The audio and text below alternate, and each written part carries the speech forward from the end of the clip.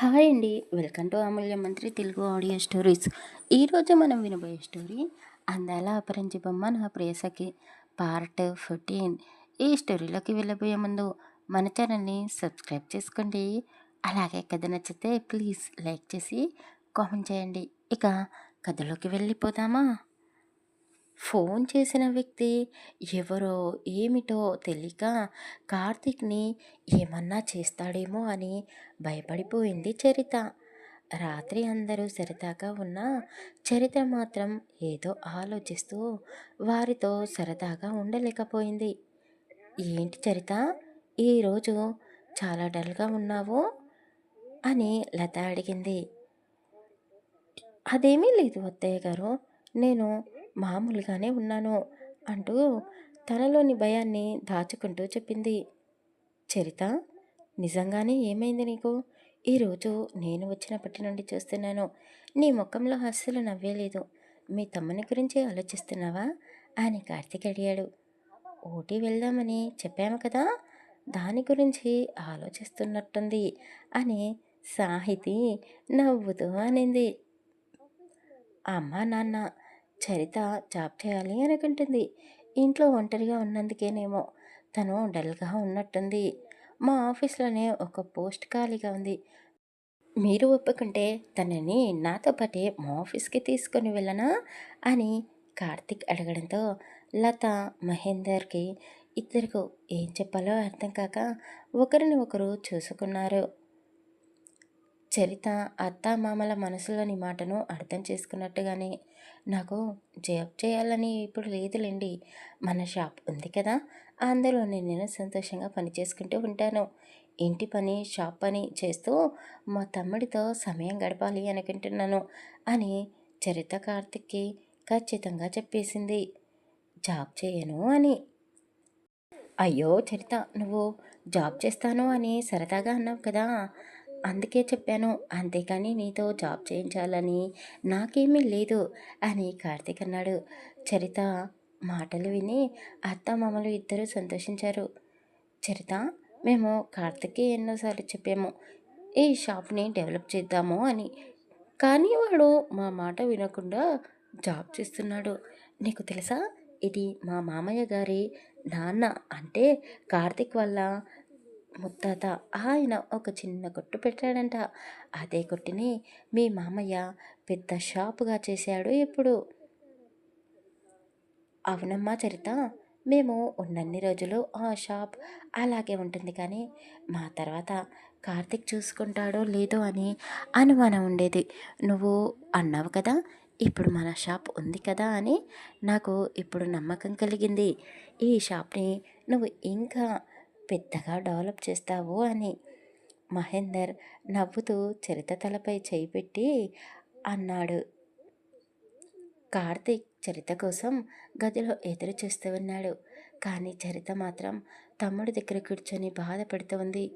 మళ్ళీ అదే నెంబర్ నుండి ఫోన్ రావడంతో చరిత కంగారు పడిపోయి ఫోన్ కాల్ లిఫ్ట్ చేసింది. ఏంటి చరిత, ఇంత రాత్రి అయినా పడుకోకుండా మీ తమ్ముడితో కబుర్లు చెప్పుకుంటూ ఉన్నావు అని ఫోన్ చేసిన వ్యక్తి అనడంతో చరిత కంగారుగా, ఏయ్ ఎవర్రా నువ్వు, నువ్వు ఎక్కడి నుండి మాట్లాడుతున్నావు, అన్నీ చూస్తున్నట్టుగా మాట్లాడుతున్నావు అని కిటికీలో నుంచి అటు ఇటు చూస్తూ అన్ని డోర్స్ క్లోజ్ చేస్తూ ఉంది.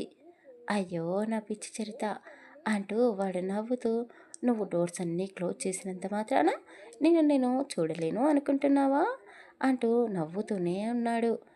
నువ్వు ఎవరో నాకు తెలీదు, నీకు ఏం కావాలి, నన్ను ఎందుకు ఇలా ఫోన్ చేసి బెదిరిస్తున్నావో, నేను ఇప్పుడిప్పుడే సంతోషంగా ఉంటున్నాను అంటూ చరిత ఏడుస్తూ మాట్లాడుతూనే ఉంది. అయ్యో చరిత, నాకు నువ్వు కావాలి, నువ్వు ఇలా ఏడవడం నాకు నచ్చదు. ఏయ్ ఎవరా నువ్వు, ఊరుకుంటుంటే బాగా ఎక్కువ చేస్తున్నావు, మా ఆయనకి చెబితే నువ్వు ఎక్కడున్నా వెతికి మరీ పట్టుకుంటాడు. అబ్బచ్చా, మరి అంత పెద్ద వీరుడా నీ మొగుడు? నువ్వు నేను చెప్పినట్టు చేయకపోతే రేపు మీ ఆయన ఆఫీస్కి వెళ్ళి దారిలోనే పైకి లేపేస్తాను అంటూ బెదిరించాడు. ప్లీజ్ మా ఆయనని ఏమి చేయొద్దు, నీకేం కావాలి, డబ్బు కావాలా చెప్పు, డబ్బు నా దగ్గర బోలెడంత ఉంది. నాకు నువ్వు కావాలి. నువ్వు మాత్రమే కావాలి. వాడిని వదిలిపెట్టి నాతో వచ్చేసేయ్. రేపు నేను నీకోసం ఎదురు చూస్తూ ఉంటాను" అని అడ్రస్ పెట్టి, "నా చోటికి నువ్వు వస్తే చాలు. నిన్ను మహారాణిలా చూసుకుంటాను" అంటూ ఫోన్ పెట్టేసి ఆ అడ్రస్‌ని పంపించాడు. చరిత ఏడుస్తూ వాడు పెట్టిన అడ్రస్‌ని చూస్తూ ఉండిపోయింది. కార్తీక్ చరిత కోసం రావడంతో కన్నీళ్ళు తుడుచుకుంటూ, "ఏంటి కార్తీక్, ఏమైనా కావాలా?" అని బొంగపోయిన గొంతుతో అడిగింది. "నాకేమీ వద్దులే కానీ నీకేమైంది? ఎందుకిలా ఉన్నావు? దేని గురించి అంత టెన్షన్ పడుతున్నావు?" అంటూ తన తల పైకెత్తి కంటి రెప్పల చాటున దాగి ఉన్న కన్నీటి చుక్కలను తుడిచాడు. "చరిత, నువ్వు ఏడుస్తున్నావా? ఎందుకు?" అని కార్తీక్ అడిగాడు. "అదేమీ లేదు. తమ్ముడికి ఎప్పుడు నయమైతుందో అని ఆలోచిస్తూ అలా కళ్ళు తడిసేశాయి. అంతే" అని చరిత అబద్ధం చెప్పి తప్పించుకుంది. "సరే కానీ ఏంటి ఈరోజు ఇంకో గదిలోకి రాకుండా ఇక్కడే ఉండిపోయావు?" "కార్తీక్, నాకు ఈరోజు మనసేమీ బాగోలేదు. ఇక్కడే పడుకోవాలి అనుకుంటున్నాను" అని చరిత నసుగుతూ అనింది. "అదేమీ కుదరదు" అంటూ కార్తీక్ చరితని ఎత్తుకొని తన గదిలోకి తీసుకొని వెళ్ళాడు. భర్తని సంతోషంగా ఉంచాలి అనుకుని చరిత మౌనంగా ఉండిపోయింది. కానీ కార్తీక్ చరితకి దుప్పటి కప్పి తనని దగ్గరగా హత్తుకొని పడుకున్నాడు. చరిత కార్తీక్ని తన్మయత్న తన్మయత్వంతో చూస్తూ ఉంది. "ఏంటి అలా చూస్తున్నావు? ముద్దస్తున్నానా?" అని కార్తీక్ కొంటెగా అడిగాడు. "అది కాదు, మీరు నేను అక్కడే ఉంటాను అంటే కుదరదు అన్నారు. మరి ఇప్పుడేంటి ఇలా?" అని అడిగింది. కార్తీక్ చరిత నోరు మూసేసి, "నీకు బాగోలేదు అన్నాక కూడా నిన్ను నేను ఎలా ఇబ్బంది పెడతాను చరిత? నువ్వు దేని గురించి ఆలోచించకుండా హాయిగా నిద్రపో" కార్తీక్ అలా ప్రేమగా చెప్పాడు. ఇంతలో ప్రేమించే కార్తిక్‌కి ఏం కాకూడదు. ఫోన్ చేసిన వాడు ఎవడో కార్తిక్‌కి చెప్పేస్తే, అమ్మో! వద్దొద్దు.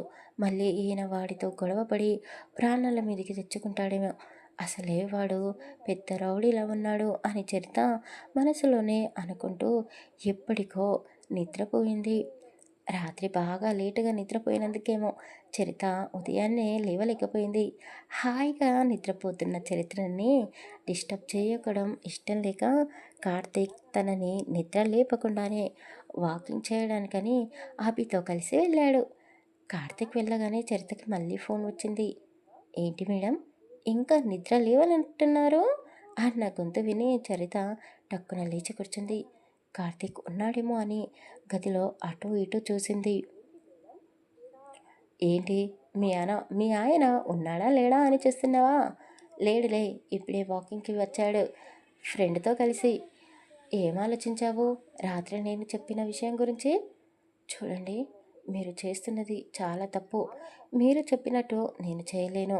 మీపై పోలీస్ కేస్ పెడతాను" అంటూ చరిత ఏడుస్తూనే బెదిరించింది. "అవునా? సరే, నువ్వు పోలీస్ కేసు పెట్టు. లేదంటే నీ భర్తతో చెప్పు. కానీ ముందు నేను పంపించే ఈ వీడియోని చూసి ఆ తర్వాత నీ నిర్ణయం ఏమిటో నాకు ఫోన్ చేసి చెప్పు" అంటూ ఫోన్ కట్ చేసి వీడియో పంపించాడు. కార్తీక్, అభి ఇద్దరూ వాకింగ్ చేస్తూ ఉన్నారు. వారికి ఎదురుగా వస్తున్న ఒక టిప్పర్ లారీ అది చూసి చరిత షాక్ అయింది. వెంటనే చరిత ఆ వ్యక్తికి ఫోన్ చేసింది. వాడు ఫోన్లో క్రూరంగా నవ్వుతూ ఉన్నాడు. "మీరు అలా నవ్వకండి. ఆ టిప్పర్ లారీ మీరే పంపించారు అని నాకు అర్థమైంది. ఆ లారీని ఆపేసేయండి.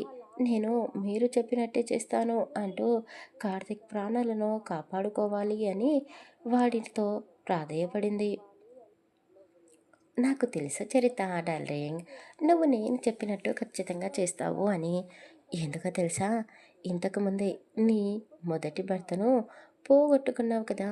ఇప్పుడు వీడిని పోగొట్టుకోలేవులే" అంటూ మళ్ళీ నవ్వేసి ఫోన్ కట్ చేశాడు. చరితకి ఏం చేయాలో అర్థం కాక ఏడుస్తూ ఉంది. సాహితి అప్పుడే చరిత కోసం తన గదిలోకి వచ్చింది. "అక్కా, ఏమైంది? ఈరోజు నువ్వు త్వరగా నిద్ర లేవలేదు? జ్వరం వచ్చిందా?" అంటూ చరిత దగ్గరికి వెళ్ళిపోయింది. లేదు లేదు సాహితి నేను బానే ఉన్నాను అంటూ చరిత కన్నీళ్లు తుడుచుకుంటూ లేచి కూర్చుంది. హమ్మయ్య! నీకు ఇంకా జ్వరం వచ్చిందేమో అని నేను కంగారు పడిపోయాను. అసలే ఈరోజు మా కాలేజ్‌లో ట్రెడిషనల్ డే ఉంది. నాకేమో చీర కట్టుకోవడం రాదు. నువ్వు నాకు కాస్త హెల్ప్ చేసి పెట్టవా? అంటూ సాహితి చరితని గారాలు పోతూ అడిగింది. కార్తీక్, అభి ఇంటికి రావడంతో చరిత వారిని చూసి ఊపిరి పీల్చుకుంది. బావా, ఈరోజు కాలేజీలో నన్ను డ్రాప్ చేసుకుంటూ వెళ్ళండి. అసలే నేను చీర కట్టుకుంటున్నాను అని సాహితి అనడంతో అభి పగలబడి నవ్వేశాడు. నువ్వు చీర కట్టుకుంటే అచ్చం కోతికి చీర కట్టినట్టే ఉంటావు అని ఎగతాళిగా అన్నాడు.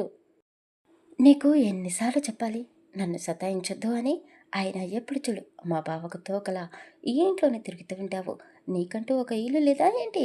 అని సాహితి అభిపై చిందులు వేసింది. సాహితి, ఏంటి ఆ మాటలు? కాస్త నోరు అదుపులో పెట్టుకో అని లత బెదిరించింది. సాహితీ అన్న మాటలకు అభి ఫీల్ అయ్యాడు. ఆంటీ, సాహితీ అన్న మాటలు నిజమే కదా, మీరు తననేమీ అనొద్దు, నేను వెళ్తున్నాను అని అభి వెళ్ళిపోతూ ఉంటే లత వెళ్ళకుండా ఆపేసింది. కార్తీక్, అభి ఆఫీస్కి వెళ్ళడానికని రెడీ అయ్యి ఉన్నారు. చరిత సాహితిని అందంగా రెడీ చేసింది. సాహితిని చూసి లత దిష్టి చుక్క పెట్టింది కాలికి. సాహితి, నువ్వు నిజంగా చాలా అందంగా ఉన్నావు తెలుసా అని కార్తీక్ పొగిడాడు. అభి కూడా సాహితిని కొత్తగా చూస్తూ ఉండిపోయాడు. కానీ తనకి కాంప్లిమెంట్ ఇవ్వలేకపోయాడు. ఇస్తే మళ్ళీ ఏమంటుందో అని మౌనంగా ఉండిపోయాడు. సాహితి, కార్తిక్, అభి కలిసి కారులో బయలుదేరిపోయారు. చరిత ఫోన్ చేసినా వాడి గురించే ఆలోచిస్తూ ఏ పని మీద శ్రద్ధ పెట్టకుండా ఉంది. బావా, ఆ పూల షాప్ దగ్గర ఆపు, తలలోకి పువ్వులు కావాలి, మా ఫ్రెండ్ కూడా తెమ్మని చెప్పింది అని సాహితి అనడంతో కార్తీక్ కారాపేశాడు. కార్తిక్‌తో కలిసి చరిత ఎక్కడికో దూరంగా నా నుండి పారిపోతుంది అని ఫోన్ చేసిన ఆ రౌడీ సాహితీని చూసి చరిత అనుకున్నాడు. కార్తిక్, అభి రోడ్‌కి అవతలి వైపు ఉండడం వలన సాహితీ ఉన్న పూలబండి వద్ద ఒక కారు వచ్చి ఆగింది. సాహితీ నోరు మూసేసి కారులోకి ఎక్కించుకొని వెళ్ళాడు ఆ రౌడీ. అక్కడే ఉండి పూలమ్మే పూల కొట్టు వాళ్ళందరూ అరుస్తూ ఉన్నారు. వారి అరుపులు విని ఏమైంది అని కార్తీక్, అభిమన్యు వెనక్కి తిరిగి చేశారు. సాహితి కనిపించకపోవడంతో ఆ పూల బండి వద్దకు ఇద్దరు వెళ్ళారు. అప్పటికే అక్కడ జనాలు పోగి కావడంతో కంగారుగా సాహితి గురించి అడిగారు. ఇందాక ఒక అమ్మాయి ఎల్లో కలర్ చీరలో ఇక్కడికి పూలు కొనడానికని వచ్చింది. ఆ అమ్మాయి ఎక్కడ, ఎటువైపు వెళ్ళింది అంటూ అభి తను కట్టుకున్న చీర కలర్‌తో సహా ఆనవాళ్ళు అన్నీ చెప్పాడు. బాబు, ఇందాకే ఎవరో రౌడీ వెధవలు ఆ అమ్మాయిని ఎత్తుకొని ఇటువైపు కారులో వెళ్లారు అంటూ ఆ కారు వెళ్ళిన వైపు చూపించారు. ఒక అతను ఆ కార్ నెంబర్ నోట్ చేసుకున్నాను అంటూ నెంబర్ చెప్పాడు. కార్తీక్, అభిమన్యు ఆవేశంగా కార్ స్టార్ట్ చేసి వాళ్ళు చెప్పిన వైపు కార్ వేగంగా పోనిచ్చారు. అభి తనకి తెలిసిన ఇన్స్పెక్టర్కి ఫోన్ చేసి కార్ నెంబర్ చెప్పాడు. సాహితి ఫోన్ నెంబర్కి కూడా కాల్ చేసి లొకేషన్ ఎక్కడుందో చూశారు. చరిత తన తమ్ముడు రవికుమార్ వద్ద కూర్చొని రోజు అతనికి చెప్పే విధంగానే కబుర్లు చెబుతూ ఆమెకు వచ్చిన ఫోన్ కాల్ గురించి కూడా చెప్పింది. బాధపడింది. అక్క బాధను విని రవికుమార్ కూడా కళ్ళలో నుంచి నీళ్లు కార్చాడు. అది చూసిన చరిత, అయ్యయ్యో తమ్ముడు, నీకు నేను కావాలని ఈ బాధనంతా చెప్పలేదు. ఏదో భారాన్ని కాస్త తగ్గించుకోవాలని నీతో చెప్పుకున్నాను అంటూ కన్నీళ్లను తుడుస్తూ బాధపడింది. సాహితి ఎంత గింజుకుంటున్నా వినకుండా ఆమెను తీసుకుని ఒక గెస్ట్ హౌస్లోకి వెళ్ళారు ఆ రౌడీలు.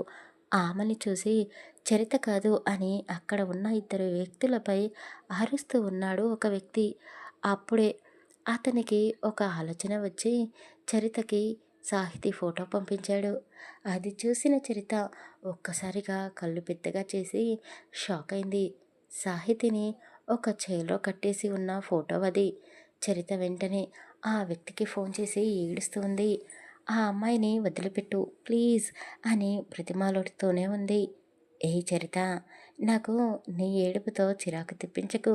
నీకు సరిగ్గా 15 నిమిషాల టైం ఇస్తున్నా. ఆలోపు నువ్వు ఇక్కడికి రాకపోతే ఈ అమ్మాయిని నువ్వు మళ్ళీ చూడలేవు అని ఫోన్ పెట్టేశాడు. సాహితిని కిడ్నాప్ చేశారు అని కార్తీక్‌తో చెప్పాలి అనుకుంది. ఫోన్ డయల్ చేయబోయి ఆగిపోయింది. ఆ రౌడీ ఎంతకైనా తెగిస్తాడు. ఎవరికీ చెప్పొద్దు అని ముందే వార్నింగ్ ఇచ్చాడు. ఇప్పుడు ఈ విషయం కార్తీక్‌కి చెప్తే ఆయన ప్రాణాలకే ప్రమాదనం. అయినా వాడికి కావలసింది నేనే కదా! నేను వెళ్ళి వాడి దగ్గర నుండి సాహితిని ఎలాగైనా కాపాడుకోవాలి అని గుండె ధైర్యం చేసుకుంది. కళ్ళ నీళ్లు తుడుచుకొని తమ్ముడి నుదిటిపై ముద్దు పెట్టి, నేను సాహితిని కాపాడాలి. నా ప్రాణాలు పోయినా పర్వాలేదు. తనని కాపాడి ఇంటికి తీసుకొని వస్తాను అని తమ్ముడితో చెప్పేసి చరిత ఇంటి నుండి బయలుదేరిపోయింది. కార్తీక్, అభిమన్యు ఇద్దరూ ఆ రౌడీలోనూ సాహితిని బంధించిన గెస్ట్ హౌస్ వద్దకు చేరుకున్నారు. వీళ్లకు హెల్ప్ చేస్తున్న ఇన్స్పెక్టర్ కూడా అక్కడికి వచ్చేశాడు. చరిత కూడా ఆటోలో ఆ రౌడీ పంపించిన లొకేషన్ వద్దకు వచ్చేసింది. కానీ కార్తీక్‌ని చరిత చూడలేదు. కార్తీక్ కూడా చరితని చూడకుండానే సాహితీ కోసం లోపలికి వెళ్ళాడు. చరితని చూసి ఆ రౌడీ మంకీ క్యాప్ పెట్టుకున్నాడు. వచ్చావా చరిత? రా! నీకోసమే నేను ఎదురుచూస్తున్నాను అంటూ ఆమె దగ్గరికి వెళ్ళాడు. ముందు సాహితి ఎక్కడ ఉంది? ఆమెని ఇక్కడికి నుండి పంపించేసేయ్ అని చరిత ఏడుస్తూ అనింది. ఆమె క్షేమంగా ఆ పక్క గదిలో ఉంది అంటూ కిటికీలో నుంచి చూపించాడు. సాహితి సాహితి అంటూ చరిత ఆమె దగ్గరికి వెళ్ళబోయింది. ఎక్కడికి చరిత? ఒక్కసారి నా చేతికి చిక్కాక నిన్ను విడిచిపెట్టను అంటూ చరితని లాక్కొని మరో గదిలోకి వెళ్ళాడు అతను. కార్తీక్, అభి అక్కడ ఉన్న నలుగురు మనుషులను చావకొట్టి సాహితీ కోసం అన్ని గదులు వెతుకుతూ ఉన్నారు. అభి, కార్తీక్, ఇన్స్పెక్టర్ ముగ్గురు మూడు వైపులా వెతుకుతూ ఉండగా అభికి సాహితీ ఒక గదిలో కనిపించింది. అభి పరుగున వెళ్ళి సాహితీ కట్లు విప్పాడు. సాహితీ భయంతో అభి అంటూ తనని వాటేసుకుంది. నేను ఇక్కడ నుండి బయటపడతాను అనుకోలేదు అంటూ ఏడుస్తూ ఉంది.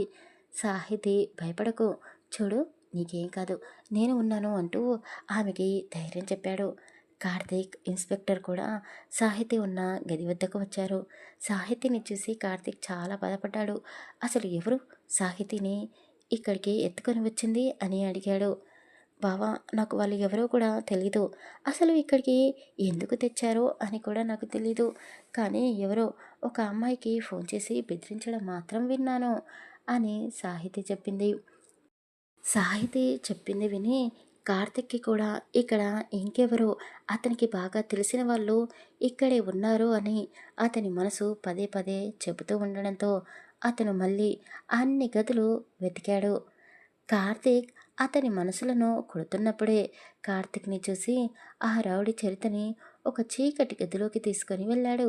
చరిత కూడా కార్తీక్‌ని చూసి పిలవలబోయింది. కానీ ఆ రౌడీ ఆమె నోరుని మూసేశాడు. ఒరేయ్ కార్తీక్!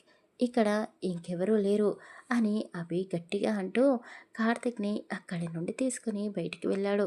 వాళ్ళు వెళ్ళిపోయారు అని ఆ రౌడీ చరితను తీసుకుని వేరే గదిలోకి వెళ్ళాడు. కానీ కార్తీక్, అభి వెళ్ళకుండా వాడు తప్పకుండా బయటికి వస్తాడు అని తెలిసి అక్కడే ఉన్నారు. ఆ రౌడీ చరితని సొంతం చేసుకోవాలని ఆమె చీర కొంగు తీయబోయాడు. అప్పుడే కార్తీక్ డోర్ బద్దలు కొట్టుకుంటూ ఆ గదిలోకి వచ్చాడు. కార్తీక్‌ని సడన్‌గా అక్కడ చూసి ఆ రౌడీ కత్తి తీసి బెదిరించాడు. కార్తీక్ గారు, మీరు ఎందుకు మళ్ళీ వచ్చారు అంటూ చరిత అనడంతో కార్తీక్ షాకింగ్‌గా చరిత వైపు చూశాడు. అప్పుడే అభి కూడా అక్కడికి వచ్చి వాడి చేతిలోని కత్తి తీసుకొని, చరిత నువ్వేంటి ఇక్కడ అని కార్తీక్ అడిగాడు. ఈ రౌడీ వెధవ 2 రోజులుగా నన్ను ఫోన్ చేసి బెదిరిస్తున్నాడు. ఇక్ మిమ్మల్ని, నా తమ్ముడిని చంపేస్తాను అంటూ టార్చర్ పెడుతున్నాడు. అందుకే ఈరోజు వీడిని నా చేతులతో చంపేసి నేను చచ్చిపోదామనుకున్నాను అంటూ ఏడుస్తూ జరిగింది మొత్తం చెప్పింది. ఇంత జరుగుతూ ఉంటే నాతో చెప్పాలి అని నీకు అనిపించలేదా చరిత? వీడిని చంపేసి నువ్వు చేస్తావు. ఆ తర్వాత నా పరిస్థితి ఏంటి? అని కార్తీక్ కోపంగా చరితను చూస్తూ అడిగాడు. కార్తీక్ అసలు వీడు ఎవడు? చరితని ఎందుకు అంతలా బాధ పెడుతున్నాడు అని అభిమన్యు ఆ రౌడీ పెట్టుకున్న మంకీ క్యాప్ని తీసేశాడు. వాడిని చూసి ముగ్గురు షాక్ అయ్యారు. రాహుల్, నువ్వా?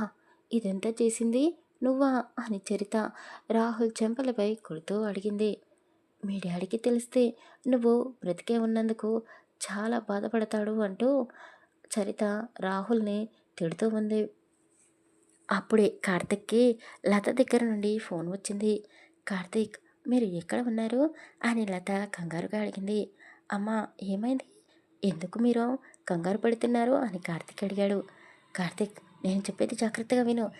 శ్రీనివాస్ గారి కొడుకు రాహుల్ బ్రతికే ఉన్నాడు కదా అని మొన్న మన ఇంటికి తీసుకుని వచ్చాడు కదా, వాడు అసలు శ్రీనివాస్ గారి కొడుకు కాదంట. వాడు శ్రీనివాస్ గారి తమ్ముడు కొడుకు అని నాకు ఇప్పుడే తెలిసింది. అవును, ఇంతకు నీతో పాటు చరిత ఉందా? ఇంట్లో లేదు అని లత అడగడంతో హా, ఉంది అని కార్తిక్ అన్నాడు. మీరిద్దరూ త్వరగా ఇంటికి రండి, మీ ఇద్దరి కోసం ఒక సర్ప్రైజ్ ఉంది అంటే లత ఫోన్ పెట్టేసింది. అభి, అసలు వీడు రాహులే కాదంట. వీడు శ్రీనివాసరావు అంకుల్ తమ్ముడి కొడుకు. ఇద్దరు ఒకేలా ఉండటం వల్ల వీడు చనిపోయిన రాహుల్ స్థానంలోకి రావాలి అనుకుంటున్నాడు అని ఇన్స్పెక్టర్కి ఆ రౌడీని అప్పచెప్పాడు కార్తీక్. శ్రీనివాస్ గారికి ఫోన్ చేసి కార్తీక్ జరిగింది మొత్తం చెప్పాడు. కార్తీక్ చెప్పింది విని శ్రీనివాసరావు గారు చాలా బాధపడ్డాడు. వెంటనే వాళ్ళు ఉన్న గెస్ట్ హౌస్ వద్దకు బయలుదేరి వచ్చేశారు. రాహుల్ లాగే ఉన్నవాడి తమ్ముడి కొడుకుని చూసి ఎందుకురా ఇలా చేశావు అంటూ వాడిని కొడుతూ అడిగాడు. అంకుల్, మీరు ఎన్ని పోలీసులకు అప్పజెప్పండి, వాళ్ళే వీడి సంగతి చూసుకుంటారు అని కార్తీక్ చెప్పాడు. అభిమన్యు, సాహితి కార్ వెనకాల కూర్చుంటే కార్తీక్ చరిత ముందు కూర్చున్నారు. కార్ డ్రైవ్ చేస్తూ ఉన్నాడు. కానీ చరిత వైపు ఒక్కసారి కూడా చూడలేదు. తనతో ఏమీ మాట్లాడలేదు. సాహితి అభిని కొత్తగా చూస్తుంది. సాహితి చూపులు అభికి గుచ్చుకుంటున్నట్టుగా అనిపించాయి. వాళ్ళిద్దరూ ఒకరిని ఒకరు కొత్తగా చూసుకుంటున్నారు. ఇంటికి చేరిపోవడంతో కార్ ఆఫ్ చేసి కార్తీక్ కోపంగా దిగేసి ఇంట్లోకి వెళ్ళాడు. చాలా కోపంగా ఉన్నట్టున్నాడు నా మీద అని చరిత మనసులోనే అనుకుంది. నలుగురు ఇంట్లోకి వెళ్ళగానే ఎదురుగా వీల్ చైర్లో రవికుమార్ కూర్చొని కనిపించాడు. రవికుమార్ని అలా చూసి నలుగురు షాక్ అయ్యారు. చరితకైతే ఏం మాట్లాడాలో అర్థం కాలేదు. అక్క అంటూ కళ్ళనీళ్ళతో ఒక్కో పదం కూడబెట్టుకొని చరితని పిలిచాడు రవి. 2 సంవత్సరాల నుండి అక్క అనే పిలుపుకు దూరమైన చరితకు మళ్ళీ ఆ పిలుపు విని తమ్ముడిని గట్టిగా హత్తుకొని ఏడ్చేసింది. వాళ్ళిద్దరినీ అలా చూసి ఇంట్లోని వాళ్ళు కూడా కన్నీళ్లతో కళ్ళు నింపుకున్నారు. అక్క తమ్ముడి ప్రేమను చూసి సంతోషించారు. అమ్మా, అసలు ఈ చమత్కారం ఎలా జరిగింది అంటూ కార్తీక్ లతని అడిగాడు. కార్తీక్, నేను మీ నాన్న మధ్యాహ్నం ఇంటికి వచ్చేసరికి చరిత కనిపించలేదు. తమ్ముడి దగ్గర ఉందేమో అని రవి గదిలోకి వెళ్ళి చూసాము. అక్క అక్క అంటూ రవి ఏడుస్తూ చిన్నగా పిలుస్తున్నాడు. రవి దగ్గరికి వెళ్ళి ఎందుకు ఏడుస్తున్నావు అని అడిగాను. అప్పుడు చెప్పాడు, చరితకి ఎవరో ఫోన్ చేసి బెదిరిస్తున్నారు అని. ఆ ఫోన్ చేసింది కూడా రాహుల్ లాగా ఉన్న మరో వ్యక్తి అని రవికుమార్ చెప్పాడు. అందుకే వెంటనే నీకు ఫోన్ చేసి వాడి గురించి నిజం చెప్పాను. లేకపోతే వాడు చరితను ఏం చేసేవాడో అంటూ చరితని దగ్గరికి తీసుకుంది ఆమె. అమ్మా, మన అనుకునే వాళ్ళకు ఏం కాకూడదు అని మనం ఆరాటపడడం తప్ప మనం ఏం చేయలేము అని మీ కోడలు అనుకున్నట్టుంది. అందుకే నాతో కూడా చెప్పలేదు అంటూ కార్తీక్ చరిత వైపు చూస్తూ అన్నాడు. కార్తీక్, నువ్వు కాస్త కోపాన్ని తగ్గించుకోరా. రవి, అంటే ఇన్ని రోజులుగా నువ్వు నిద్రపోయి మీ అక్క ప్రాబ్లంలో ఉంది అనగానే టక్కున నిద్ర లేచావన్నమాట అని అభిమన్యు నవ్వుతూ అనడంతో అందరూ నవ్వేశారు. శ్రీనివాసరావు గారు కూడా చరిత వాళ్ళ ఇంటికి వచ్చాడు.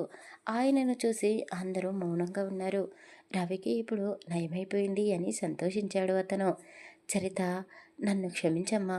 వచ్చింది నిజంగా నా కొడుకే అనుకున్నాను. వాడి వల్ల మేము బాధపడింది కాక నిన్ను చాలా బాధపెట్టాము అంటూ అతను చేతులు జోడించాడు. అయ్యో మామయ్య! అంత మాట మీరు అనకండి. ఇందులో మీ తప్పేముంది అంటూ చరిత శ్రీనివాసరావు గారి చేతులు పట్టుకొని అనింది. అసలు ఆ రోజు ఏం జరిగింది రవి అని శ్రీనివాసరావు గారు అడగడంతో రవి ఏడుస్తూ, ఆ రోజు నేను రాహుల్ బావ కలిసి ఫ్రెండ్స్కి పార్టీ ఇవ్వాలని వెళ్ళాము. కానీ అప్పటికే రాహుల్ బావలాగే ఉండే మరో వ్యక్తి ఎదురుగా వచ్చి మా ఇద్దరిని కొట్టి కార్ యాక్సిడెంట్ చేయించాడు. అప్పుడే తెలిసింది నాకు వాడు మీ తమ్ముడి కొడుకు అని. రాహుల్ అక్కడికక్కడే చనిపోయాడు. కానీ నేను ఒక లోయలో పడిపోయినందువలన ఇప్పుడు ఇలా బ్రతికి ఉన్నాను అంటూ రవి ఏడుస్తూ చెప్పాడు. అవును, మా నాన్నగారికి ఒక తమ్ముడు ఉండేవాడు. ఆస్తి పంపకాలు చేసుకొని మా బాబాయ్ మా నుండి దూరంగా వెళ్ళిపోయాడు. కానీ ఆయనకి ఒక కొడుకు ఉన్నాడు అని అందరూ అంటూ ఉంటే విన్నాను. ఎప్పుడు వాడిని చూడలేదు. వాళ్ళ ఆస్తి మొత్తం పోగొట్టుకొని ఉన్నారని నాకు ఈ మధ్యనే తెలిసింది. వాడు ఆస్తి కోసం నా కొడుకును చంపేసి రాహుల్ స్థానంలోకి వాడి కొడుకును పంపించాడు అంటూ శ్రీనివాసరావు గారు బాధపడ్డాడు. రవికుమార్ ఇచ్చిన స్టేట్మెంట్ మూలంగా వాడికి శిక్ష పడేలా చేశారు. శ్రీనివాసరావు గారు వాళ్ళందరికీ మరోసారి క్షమించమని అడిగి అక్కడి నుండి వెళ్ళిపోయాడు. హమ్మయ్య! అక్క, అన్ని సమస్యలు తీరిపోయినట్టే కదా! ఇక అందరం హ్యాపీగా ఉండొచ్చు అంటూ సాహితి చరితని హత్తుకుంది. సాహితి, నువ్వు నన్ను క్షమిస్తావు కదూ! నా వల్ల నువ్వు ఈరోజు చాలా పెద్ద ప్రాబ్లం నుండి తప్పించుకున్నావు అని చరిత సాహితిని క్షమాపణ కోరింది. అయ్యో అక్క, మన మధ్య ఈ క్షమాపణలు ఉండకూడదు. అయినా వాడు నువ్వు అనుకుని నన్ను తీసుకొని వెళ్ళాడు. ఒకవేళ నిజంగానే నిన్ను తీసుకొని వెళితే అప్పుడు ఏం జరిగేది? ఏం జరిగేది సాహితి? మీ బావ వాడు పాతాళంలో దాక్కున్నా వెతికి మరీ చంపేవాడు అంటూ ఎంతో గర్వంగా కార్తీక్ వైపు చూస్తూ అనింది చరిత. అవును, మా బావకి నువ్వంటే అంత ప్రేమ మరి అని సాహితీ నవ్వుతూ అనింది. రవికుమార్కి అందరినీ పరిచయం చేసింది చరిత. బావగారు, మీ గురించి మా అక్క ప్రతి నిమిషం చెప్తూనే ఉంటుంది తెలుసా అని రవి అనడంతో, నువ్వు ఎక్కువ టెన్షన్ పడకూడదు, రెస్ట్ తీసుకో అని చెప్పేసి కార్తీక్ అభి ఇద్దరు మీటింగ్ ఉంది అని ఆఫీస్కి వెళ్ళిపోయారు.